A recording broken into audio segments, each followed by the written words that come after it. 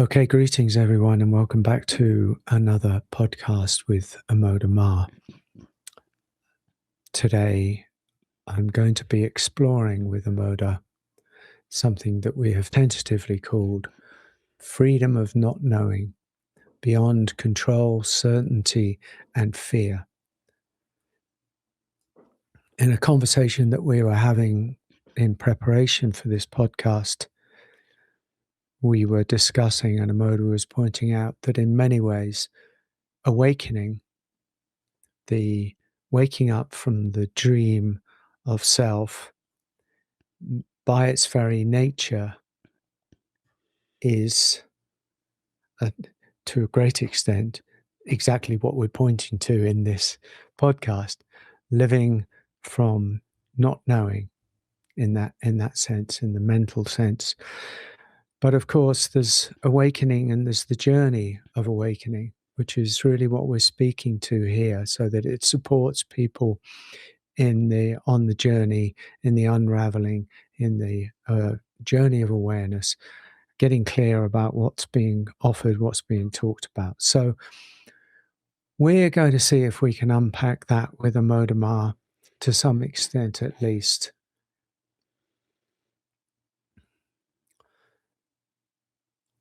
So having said that, Amoda, I want you to somehow open this up a little bit so that we can speak to what this really means, what living from not knowing.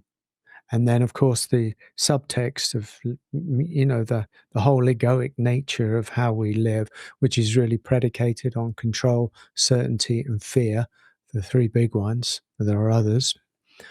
But what it means to live from not knowing and what that means for us. Obviously, we're going to unpack it further down the line, but just to kind of an entryway into this rather beautiful exploration. Okay.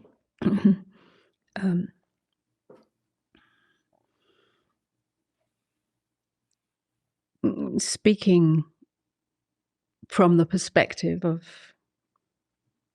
awakening, there's a radical shift that takes place, which is almost a new dimension from which life is lived, which often cannot be easily accessed when the ego identity, the me identity, is the primary driver of our lives. But when that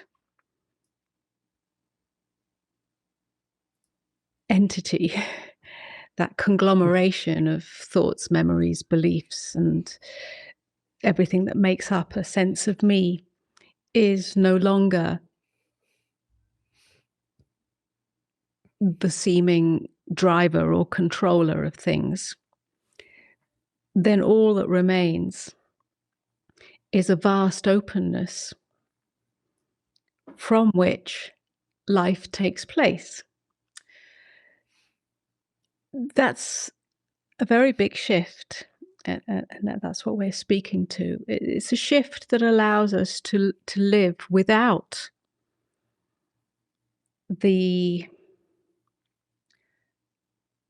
almost constant overlay for most people of trying to control life, trying to plan, trying to second guess the next happening, the next step, always having an agenda for the self, which creates such a heavy burden because ultimately we can't control life in that way.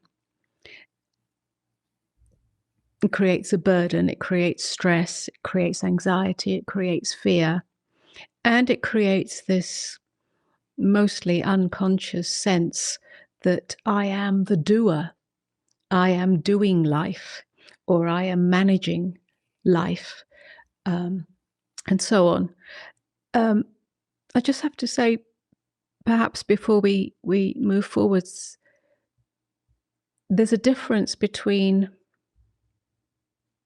the practical planning that is part of a human life.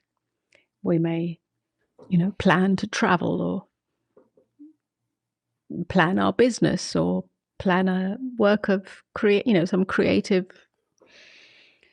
enterprise. So practical, the practical nature of that takes place, and we do plan, and we do use time to make that plan take place, manifest. But I'm speaking of the psychological, again, unconscious state where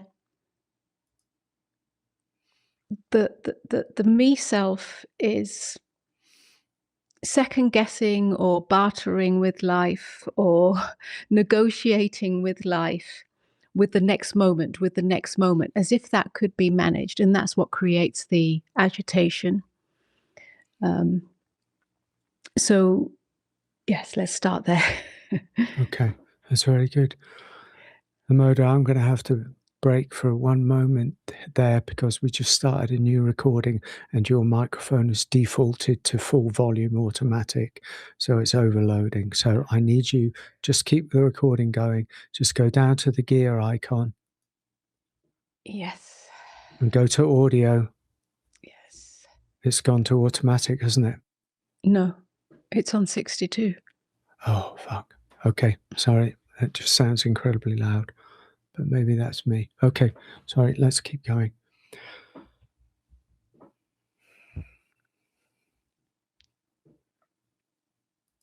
Well, so I hear you describing something extremely radical in many ways in terms of the difference between the strategist, the ego strategist, let's call it, and the release of the strategist and the freedom therein that lies in how that appears, what that's like. So I guess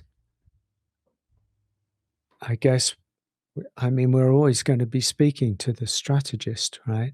Because most people are on the path. Most people are not struggling necessarily, but are on the path.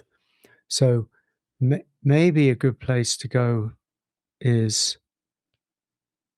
why does the idea of the unknown or the not knowing, that sends to a lot of people that I've worked with for sure, that sends the ego self, the protective self, the strategist self into freak out. So what is that? That's the first doorway and question. It's inevitable that when the word unknown, or the invitation to live from the unknown, or is put out, if you like, that if it reaches or lands on the me self, then it will be heard as something very scary, something that threatens its very existence. So it really depends where those words land.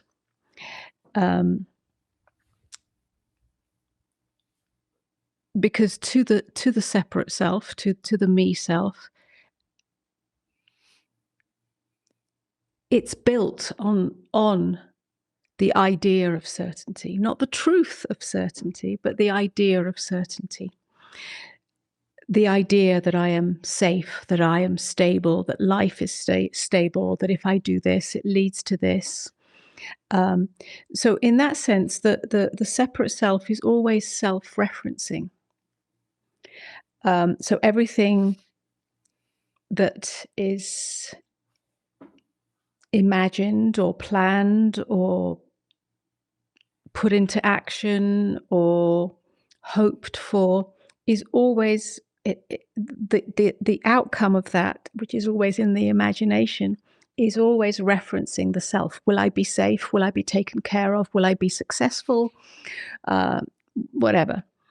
And that's the problem, because that creates a dream state, essentially, because it's not reality. It's not reality. Reality isn't that. It's all in the imagination. It's all in it's like a dream state that clouds true vision. It clouds true, clear action. The fact is that we cannot possibly know the outcome of something.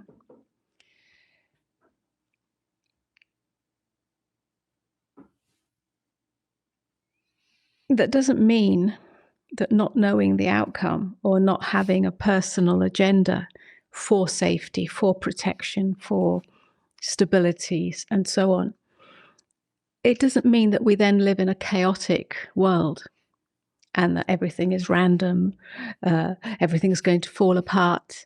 Again, this is all made up by the separate self. It's another dream state. It doesn't mean that at all. On the contrary, when that dream state is no longer clouding the clear sky, then life, which is ultimately the true intelligence that is moving in us, will unfold exactly as it is, as it's meant to be, in right alignment. All that happens is that it's not that life becomes uncertain or chaotic. All that happens is that the burden of that dream state comes undone. So the clouds aren't in the way. So somehow one wants to reach through that veil that says the unknown is too scary. My life's going to fall apart. I'm going to fall apart. One wants to reach through that veil to touch something more true, because all that's being invited in this is to meet reality as it is, to meet each moment as it is, to allow each moment as it is a very fresh and clear and luminous being, being here. Within that, action and movement and life unfolds. It doesn't become any more frightening. Is it fair to say that the ego self, the strategist self, is not present, and so is constantly caught in the movement of past to future, and in that sense, that's where it seeks its certainty and safety, reaching into the past, projecting into the future. And actually what you're talking about in the sense of not knowing is simply the willingness to be present, to meet what's coming. That doesn't negate all the planning that you talked about, but in terms of the relationship with experience, relationship with life, this is about presence, surely, because the ego self, the strategist self, is everything but not present. That's right. It's not the ego self is based on past and future, past experience, past memory, past fear, past and future hope, future imagination, future agenda, and so on. So yes, it's the end of that. It is presence, but it's not the separate self that's being present. It's the presence that is, the presence of being. Yeah, Ah, being yes. has a quality of presence, and presence is the same as openness. If there is presence. Yeah. Not the self trying to be present, but if presence is the primary non position that you move from, because it's not a fixed position, then there's also openness. And if there's openness, then there's no horizontal movement into past and future. There's just the now and the now. And that's where true intelligence is. And life actually is already unfolding as that, in that way. It's just that the separate self thinks that it's in charge of it. And that's just a great illusion, which is why I call it a dream state. It's an intimacy. It's an intimacy with each moment. And that intimacy doesn't mean that we fall apart. This is a whole made-up myth of the separate self, that life will fall apart or I will fall apart if I live from the not knowing. And we have to be clear here that not knowing doesn't mean that you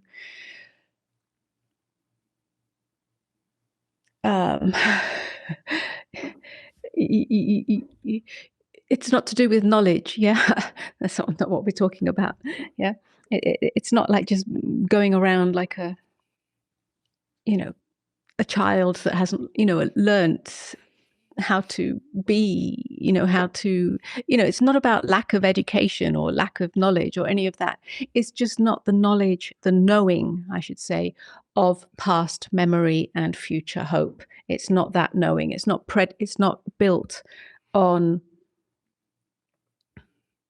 that which I remember went wrong, that which I remember that hurt me, and therefore I have to do it like this. That's the negotiation that takes place. So not knowing is really referring to that, not coming with the accumulation of a lifetime of things that went wrong or things that went right, and then using that as the platform from which to manage the next moment, the next thing, the next, yeah. So it is radically different. It sounds like, as you're talking, that awareness, openness, not knowing, presence are all there. They're not attributes. They're not new spiritual attributes. I also want to make this clear. They're not me who's getting suddenly this new set of goodies that I can meet the world with. It's the end of that. And that's why it's so confusing, because all we know, all the self knows is itself.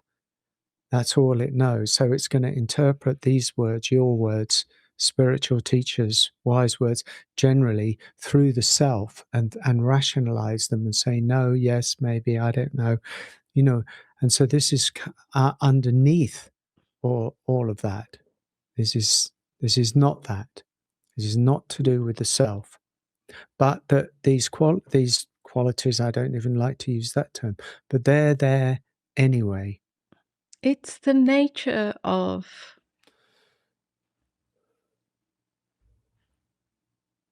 the nature, the essential, again, I don't like the word qualities, but the essential nature, which becomes a quality once we start naming it, of awareness, open awareness, of being, let's call it. Yeah, our natural state as being, that which is prior to memory, prior to experience, prior to perception, that which is already here. Yes, if we want to name what that is as as it comes through into our existence, then we would name it as presence, openness, intimacy, and so on. Yeah. And non-interpretation. Yes. Yes. Non-interpretation and non-interference. You've said you said this before. Yes. So let's just unpack that a little bit. Yes. Again, the separate self, the me identity, has a constant activity. It's made up of the activity of interpretation. Interpretation being, um, this shouldn't be happening. I shouldn't be feeling this. Um, this is bad. This is wrong. This is unspiritual. This is not welcome. This is a punishment. This is or this is a blessing. It's constantly interpreting experience. And that interpretation is based on our past experience and our hopes and our fears and what the self wants for itself in order to feel recognized, loved, belonging, and so on. This constant activity of interpretation means that we are slightly removed, slightly distanced from the direct reality of what is. Yeah, we've interpreted it, and in that interpretation, we've categorized it into positive or negative, welcome or unwelcome. And that has removed us from the direct experience. And it's only direct experience that allows true intelligence, true clarity, true love, to move in us as the action or non-action that it takes place. And so that slight distance between reality and me creates a kind of a boundary, a hard edge around the self, which then needs to defend itself or attack or run away or hide or overpower. And therein starts the negotiation with life, the next moment, the next, So we're not really, in that way, we're not really living as the light of being. We're not living as our truth. We're living with this kind of again, a veil. Yeah, it's like a buffer zone. As if we need a buffer zone. So this activity of interpretation of experience really comes undone in awakening. It just comes undone in true awakening that isn't just an experience of awakening, but in true waking up out of the dream state of the separate self. It just comes undone. Yes. And all that's left is the vibrant aliveness and freshness and unknownness of this moment and this moment. So seeing becomes clear, not clouded by this buffer zone. Yeah, I get it. I understand because that's you've articulated it extremely well, and that is actually even my experience. Is that it seems when you describe it, it's such a small removal, but that small removal of the buffer zone between self and direct experiencing, even though it's small, it's vast. It's vast. There's an entire life around it. And it strikes me as being so extraordinary that we've built a life for ourselves individually, collectively, that is predicated on not meeting reality or life directly. And so we live, all of us, from the buffer zone in what seems eventually and known to be a dreamlike state, that seems so very real. And then when posited with an invitation to direct experience, the self, the protective self, screams know my boundaries, myself, the Mm. everything that the self is built on. Yes, But what you're speaking and about is sorry, yeah, go. yeah. So that buffer zone, um, whilst it can be a very sort of thin veil for some, or starts off as that, it gets filled up. It gets Oh, filled up yeah. with opinions, beliefs, um, resistance. I won't go there. I won't feel that. Suppression of feelings, but also beliefs. The beliefs that invade, if you like, existence, the world, the life. A belief about this, a belief about that. And with that comes righteousness, self righteousness. And with self righteousness comes the need to defend and attack or to argue with reality or to argue with others with different beliefs. So, there, like you said, within that buffer zone, there's there's the whole world in that. That's right. Yeah, exactly. So at this moment, I just wanna, for any people listening who are hot on the issue of personal boundaries and, maybe all of this kind of violation stuff, just to put in a proviso that we're not articulating something stupid here. We're very aware of the need for personal boundaries. We're very aware that actually you can't go straight to the place that Amoda is talking about anyway. It's generally speaking, these days anyway, a maturation into this deepening. And so the argument kind of collapses. Of course, we need personal boundaries. They're inherent in all human beings, and there's no need to violate them in order to get to this idea of awakening. So I just want to make sure that we're talking a language that speaks to people. Absolutely. I think that's a very important point, especially these days. That conversation is very much around in different arenas about the violation of boundaries and so on. Um, that's not at all what we're speaking about. Yeah.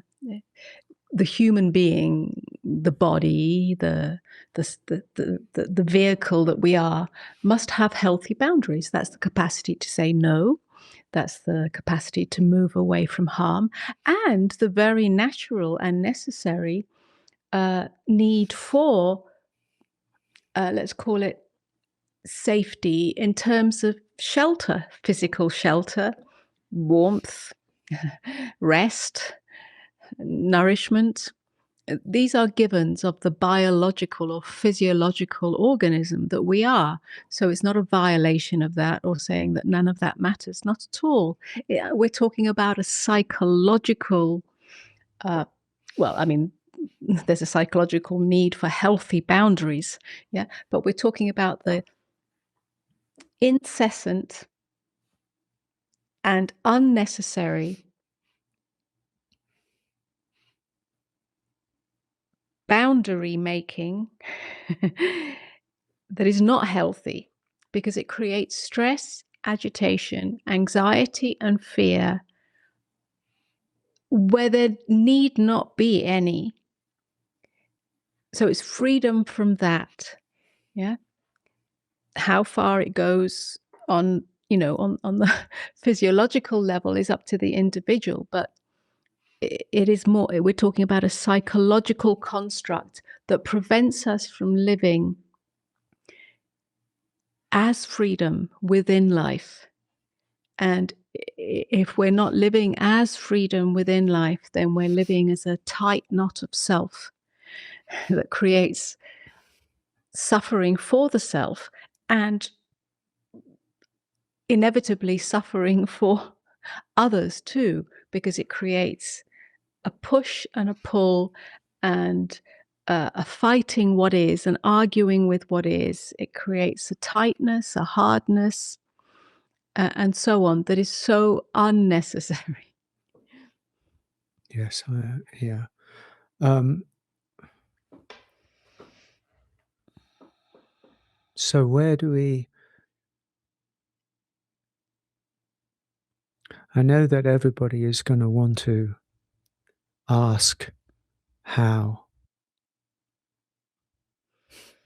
So we don't have to give a how. I'm not inviting you to do that. But I want to just see if there's some kind of opening into the movement. What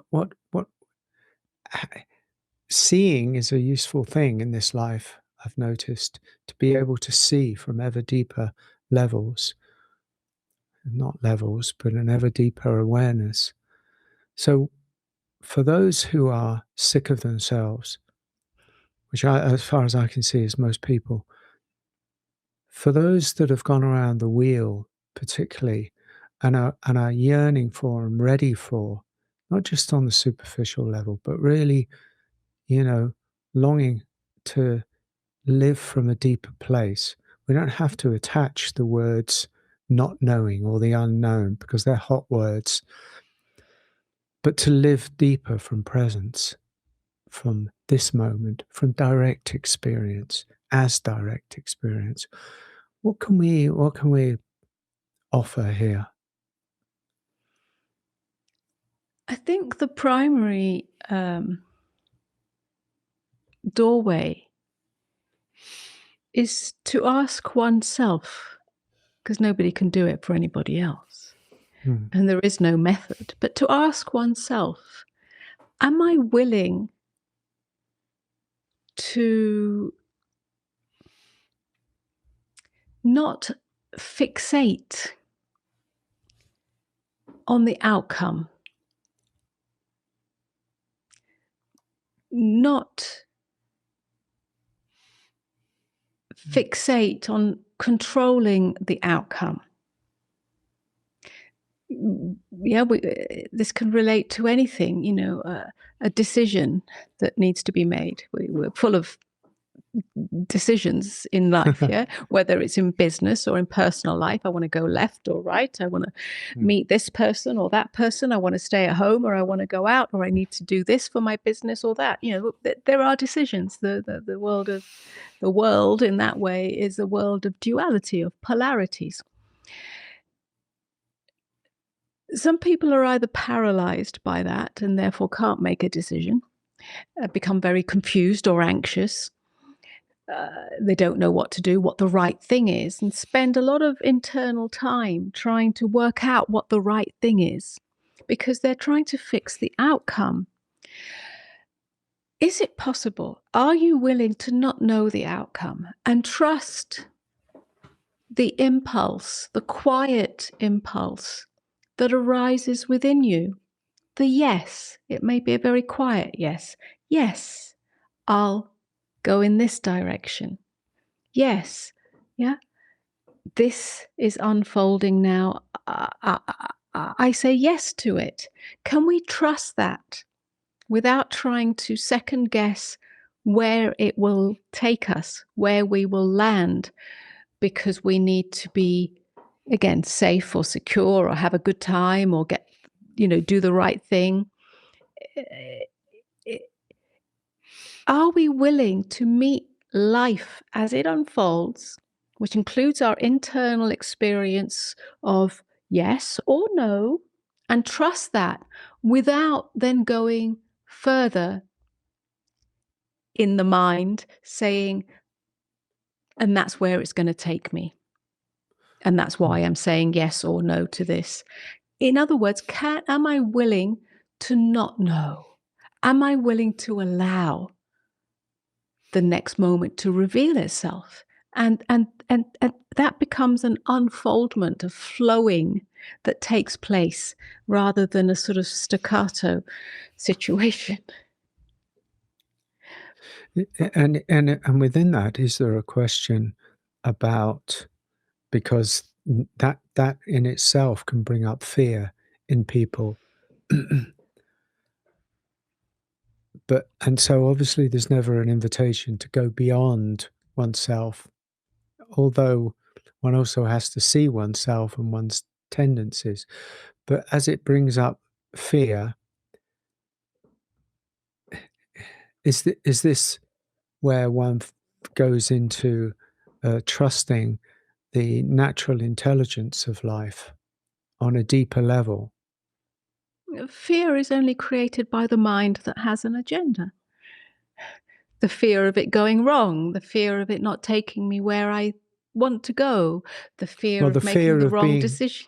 the fear of being exposed, the fear of being, at the behest of the world, the fear of survival, the fear of, well, all of those.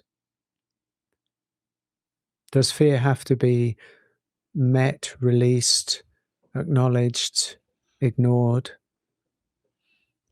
I say again, fear is only prevalent if the mind is trying to know the outcome.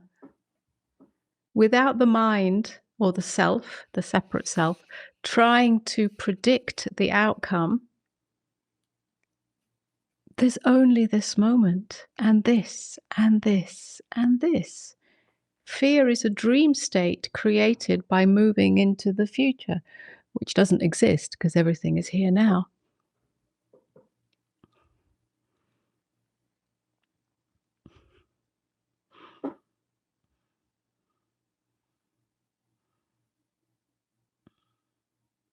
Let's take a really ordinary example. You get invited to a dinner party and you don't know whether to go or not. A part of you wants to stay at home and be with yourself and just relax, watch a movie, whatever. A part of you wants to go and join in the fun, meet new people, and you don't know what to do. You're pulled in two directions. Something, if we're quiet for a moment or a few moments, says, yeah, I'm going to say yes. Yes is arising. And then the mind kicks in with fear. The fear of meeting new people, the fear of not being accepted, the fear of being an outsider, the fear of not enjoying, I don't know, whatever. I know that's a pretty mundane example, but this is, it includes all aspects of life. Well, what I'm trying to point at in that example is when the mind takes hold of it with knowing, thinking that it's knowing because it's imagined that I'm not going to enjoy it. It's imagined that I'm not going to fit in. It's imagined that, I don't know, whatever. I won't, I've said that again. I won't enjoy it. It's imagined a whole load of things.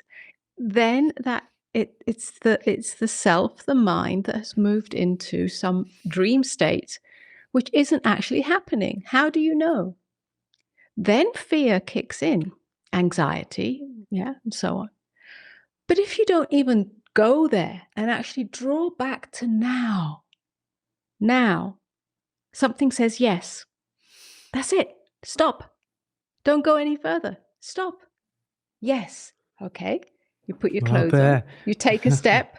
You take a step. You take a step. You take a step. That's openness. Okay, so the difference here is the invitation to have such a deep trust in yourself and life, not the self, the agitated self, but to be trusting that your response, for instance, is a true one. But people are so filled with doubt because we're so disconnected from ourselves that that doesn't happen. So this is about, you see, in a way, it seems to me that you're describing a dream state here, yeah, as in this level of reality, and everything to do with mind, fear, holding on, survival is all predicated in this area, this band. What you're talking about is something really much deeper, where that's ignored is not the right word, but seen. And that's one thing that I want to say. And the other thing is what really touched me and what you said was the quietness. When the decision needs to be made about going to the party or not going to the party, the first thing you said was, and in the quietness within. And it strikes me that that might be a useful pointer for people that the quietness within is trustworthy and the quietness within is presence. And those two together actually become really quite profound navigation tools as Mm. this backwards and forwards is taking place, as it is for most people. What do you say to that? I think that's very valuable, yes. And then there's another question, a deeper question, which opens up a new doorway as such, which is, who is the self that I'm trying to Ah, yeah. make sure is safe or accepted or belongs? Who is this one?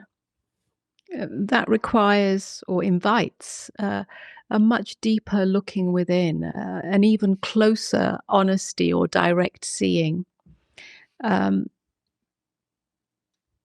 that has a profound impact Yeah. on how we move in life. So this is really at the heart. This is kind of circling back and cutting to the heart of what could be called non-dual inquiry, which is the fundamental questions. I know we've been talking around this for the last 45 minutes, but actually now it is useful to include this because otherwise can easily become a conversation about self, no self. But actually, this question that you're pointing to is at the heart of the mm, spiritual inquiry. Well, it's at the heart of the possibility of freedom within life, because if that remains unexamined, who am I? Who am I beyond the many layers of identity that have been created? Then if we don't examine that, then we're always moving, operating from that uh, conglomeration of identities, which we call the ego or the me self. And that is the problem.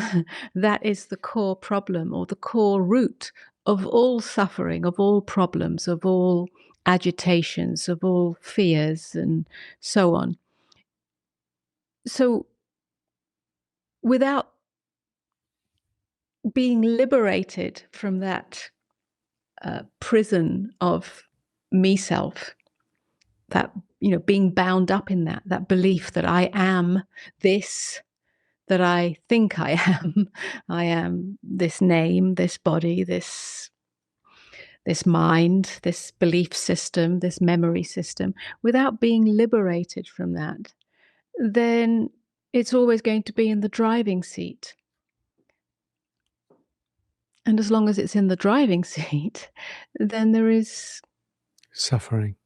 yes, whether the suffering is of a minor kind of, shall I go to that party, or if it's or a much greater suffering. Yeah, it doesn't matter which one it is. It's all um, Mm. the same suffering ultimately. So the root of this, or the core of this invitation over this podcast, is actually that that question. Ultimately, isn't it? Yes, it has to be. Yes, absolutely.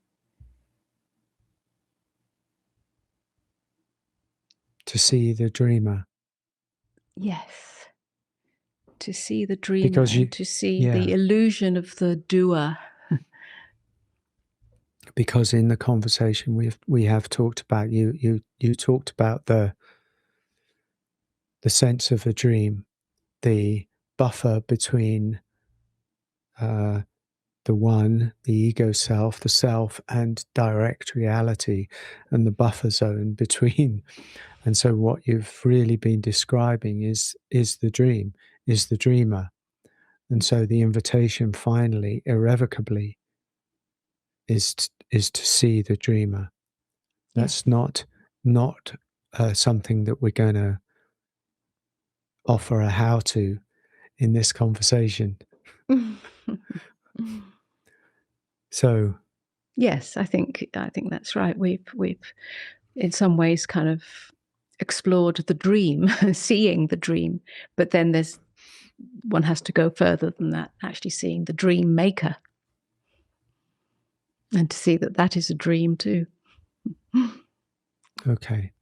Well, I think we've kind of covered as much ground as we're going to, groundless ground, as we're going to for today about living from not knowing. A very nuanced conversation, a very pleasant, really unpacking. And we hope that it's spoken to you. Thank you so much, Amoda. Do you need to add anything more for your people or for the listeners, for anybody who might be listening to this?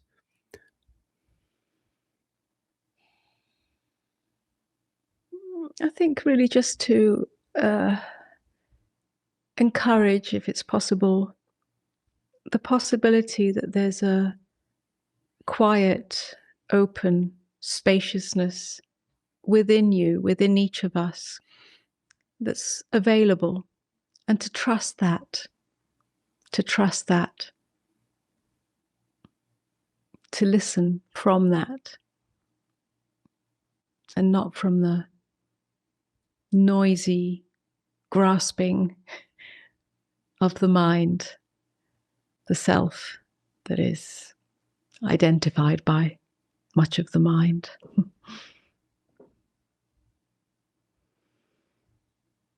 I think that's that kind of message and that sort of fragrance is at the heart of what you offer, a certain quietness.